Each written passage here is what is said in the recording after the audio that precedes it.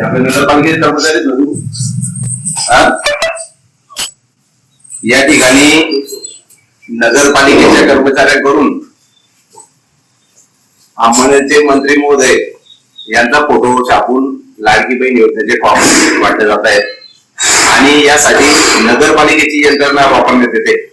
आपण आता 2 दिवसापूर्वी बघितलं की देवेंद्र गुळार म्हणून जे आमदार आहेत त्यांनी देखील अशाच प्रकारे त्यांचे फोटो छापून फॉर्म वाटले होते आणि त्याच्यावरती शासनाने ऍक्शन घेतलेला आहे. शासनाच्या नियमामध्ये बसत नाही.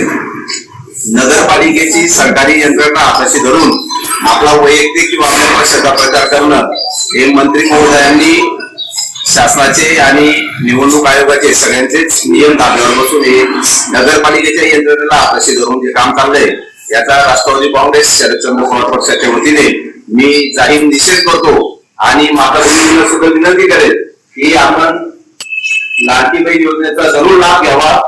परंतु लाडकी बहीण योजना ही शासनाने सर्वसामान्य लोकांच्या टॅक्स मधून तुमच्यासाठी दिलेली आहे आणि तिचा लाभ घेताना कुठल्याही पक्षाच्या नेत्याला किंवा कुठल्याही पक्षाला तुम्ही बळी करू नका. असेल तर शासनाचे कर्मचारी त्यांची परवानगी घेतली पाहिजे, फॉर्म घेतले पाहिजे.